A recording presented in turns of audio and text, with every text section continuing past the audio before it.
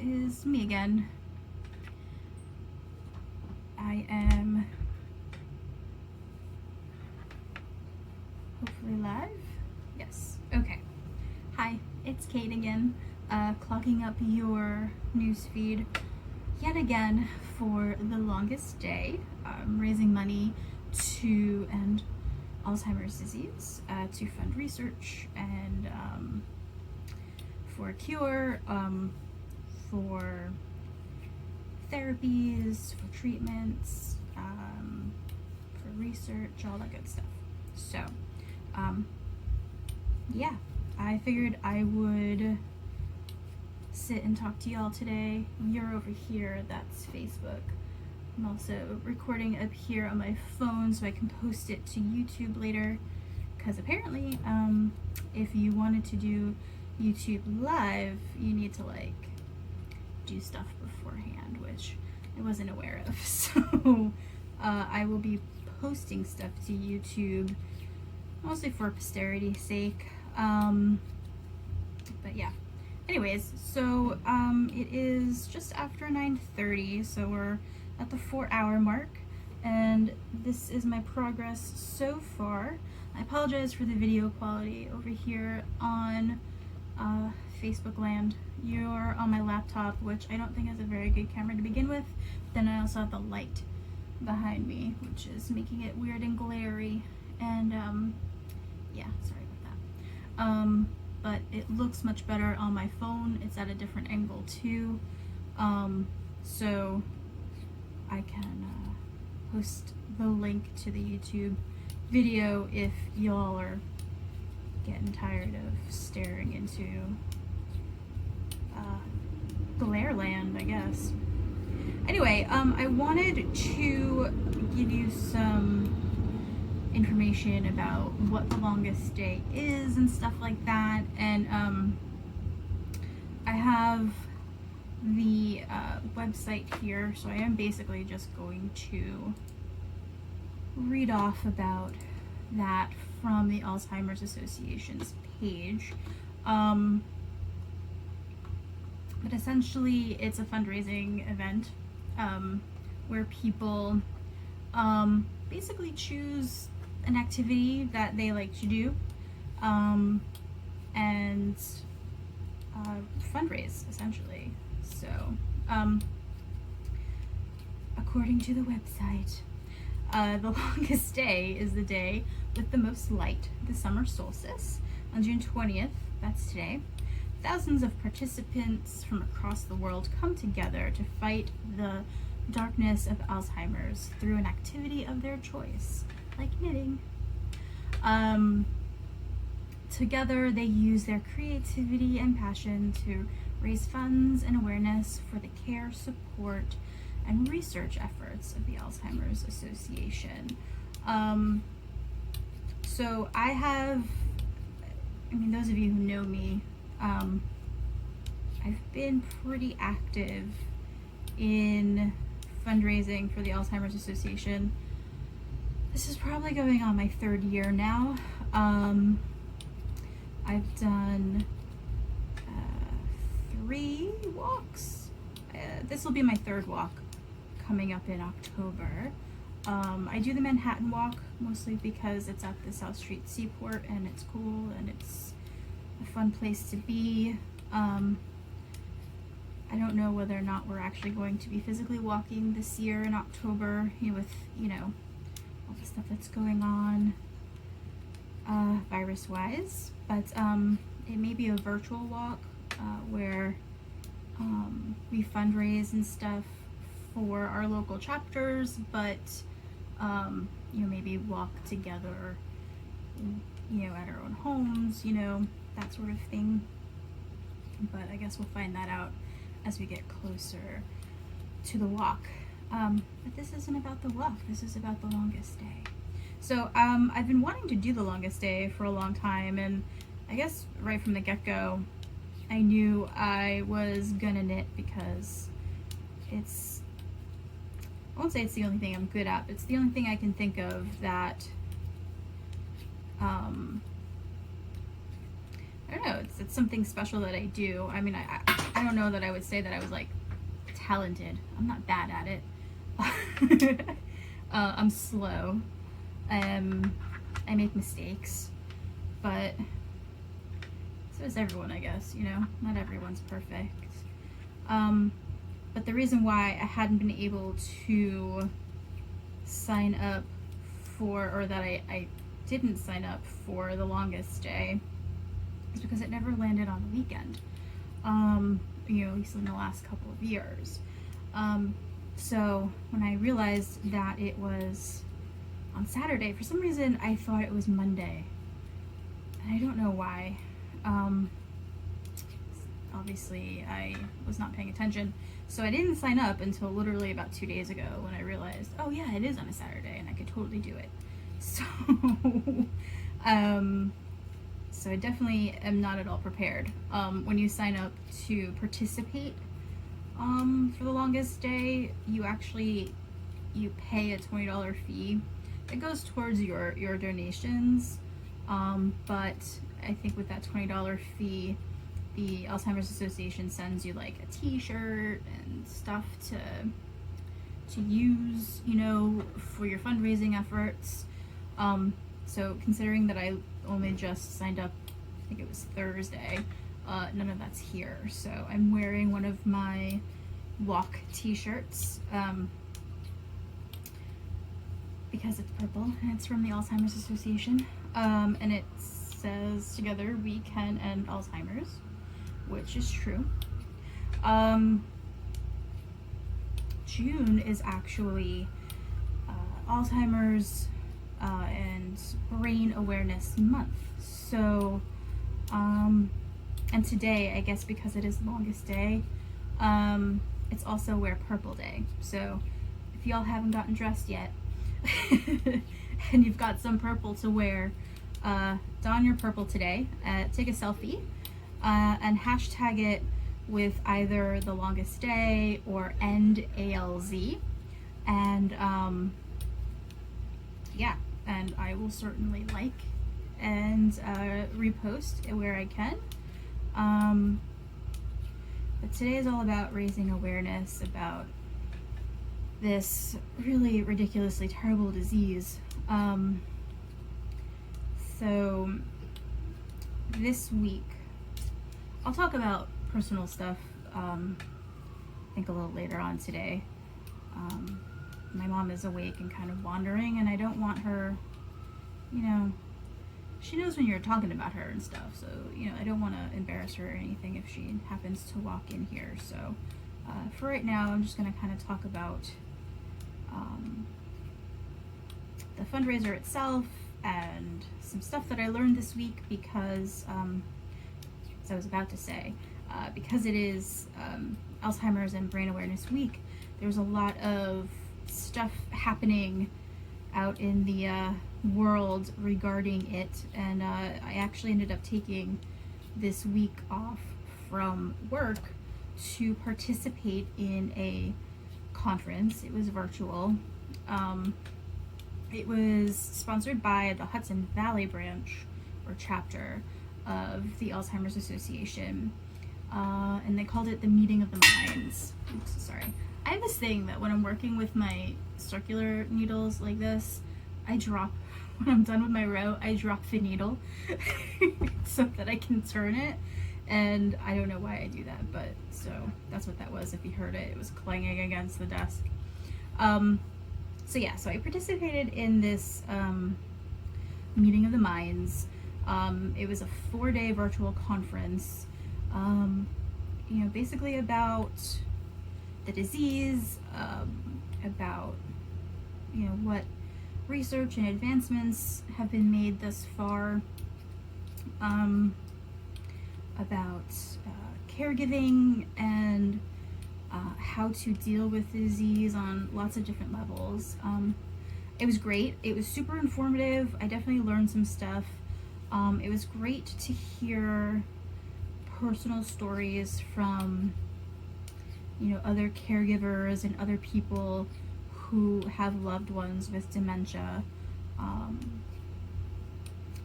because sometimes you just kind of feel like you're alone, you know, and you're not alone. Like, I'm literally never alone. But it kind of ends up becoming an echo chamber a lot of the time. So it's good to hear outside voices and recognize some bits of your story in theirs. So I figured I would also kind of go over some of the stuff that I learned, some of the other facts and figures that are available on the Alzheimer's Association's website, that sort of thing. So I don't know if anyone is actually watching. I hope y'all are, or will be soon. But if you've got questions about Alzheimer's, if you've got questions about knitting, why not? I am happy to answer what I can. I'm obviously not an expert of any kind, especially not knitting and or dementia. I'm not a doctor. But I just kind of want to share information, kind of hopefully get rid of some of the stigma around dementia. It's a lot like other diseases, like mental health disorders, that sort of thing, where it's very much hush hush and let's not talk about it. Let's hide people away, or let me hide myself away because I don't want to. I don't want people to know my secret. I don't want people to know our secret, that sort of thing. And especially with people who are early onset, or not early onset, but like early in their disease, they can still be very much functional members of society. They can still hold down a job. They can still, live life independently and drive and grocery shop and stuff like that. And I think people, when they hear the word dementia, it's almost like, you're suddenly gone, and you're not. You're still human. You're still there. You still have thoughts and feelings, and you're still living your life. That's been one thing definitely difficult, like in our situation, and it definitely from my end too, from just learning and not knowing what I'm doing.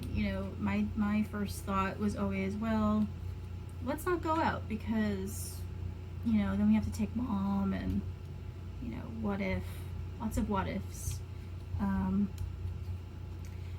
And that's not fair. It's not fair to you as a caregiver, because you need to go out and socialize and meet other people. It's not fair to the person that you're caring for, because really for the same reason, like they deserve to go out and socialize and experience things. So one of the biggest reasons for doing this and kind of jumping on social media as much as I am planning on doing today, is to raise awareness and to hopefully end some of that stigma. So at any rate, I wanted to real quick go over some of the big numbers about the disease, kind of give you an idea of the scope of how this affects us as a country and really worldwide as well. So let me just jump onto that website real quick.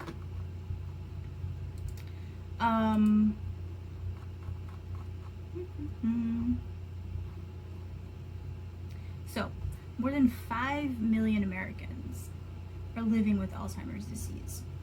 By the year 2050, this number is projected to rise to nearly 14 million. Alzheimer's disease is the 6th leading cause of death in the US, and 1 in 3 seniors will die with Alzheimer's or another form of dementia. It kills more than breast cancer and prostate cancer combined. In 2020, Alzheimer's and other dementias will cost the nation $305 billion.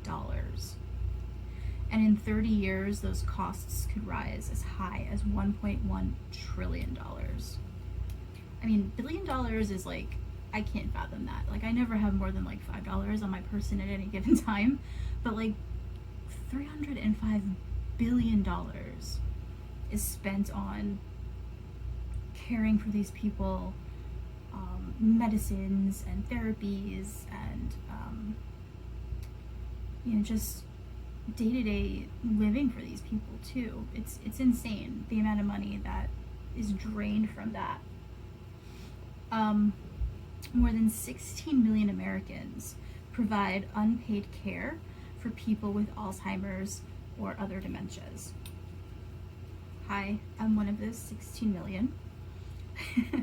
And those caregivers are estimated to provide 18.6 billion hours of care, and that is valued at nearly $244 billion.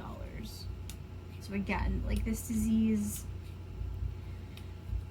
it's not a quick disease for most people. People are going to live for years, very likely decades, because modern medicine has been able to keep our bodies going. We have blood pressure medication to keep your blood pressure down. We've got cholesterol medication to keep your, body from, getting a heart attack or whatever because of a chunk of plaque in your veins. If you do develop cancers, a lot of those cancers are able to be cured, if not treated, to help elongate your life that way. And with all of those advances in modern medicine since, even 50 years ago, none of those advances have been able to crack the human brain. It's scary. Your body is willing, but your mind is unable. And what do? Your body just kind of keeps going and your mind doesn't. And it's a scary situation. It's scary for you as a dementia, patient, as a person living with dementia. It's scary for your loved ones who are watching this from the outside. What do? As many research studies as there have been, and there have been some very well publicized ones recently, where they've been trying to do drug trials for Alzheimer's and dementia. I think Alzheimer's specifically. None of those drugs have been, or none of those trials have been successful. There are medications out on the market that help treat some of the symptoms of dementia, of Alzheimer's specifically, that may help kind of keep a patient at a specific level of cognition, let's say, but it can't hold back the inevitable. Eventually, the person is going to decline, and their functions are going to decline, and it's a scary thing. It's a scary situation. And the money that's spent. One of the drugs, way back when this really started with my mom and she started on medication, it's a combination of two different drugs.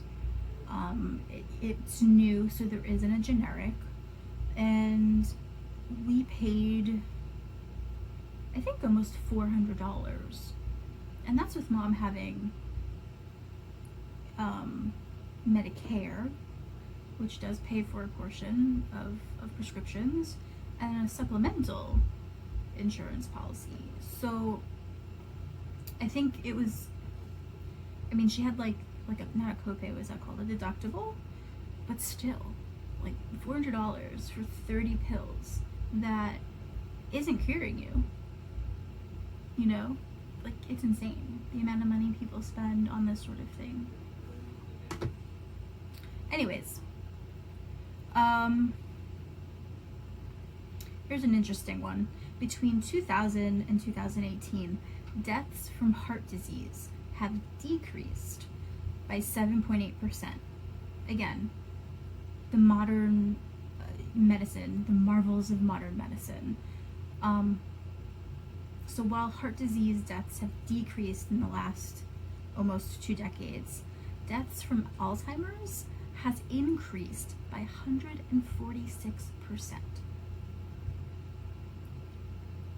That's crazy. It doesn't really say it here, but I have a feeling that a lot of that is also kind of increased diagnoses. It's hard to diagnose Alzheimer's without being kind of invasive. So I think back in the early 2000s, you really weren't diagnosed until after the fact, usually in an autopsy, and they would take a look at your brain. Nowadays, I know you can do things like a spinal tap, and I think they have better imaging, you know, with like MRIs and stuff to help you diagnose it. And they can be much more certain whether or not it's Alzheimer's, but I still think it's not 100% definite until they have a chance to actually look at your brain, which is kind of scary. So those are some facts and some figures.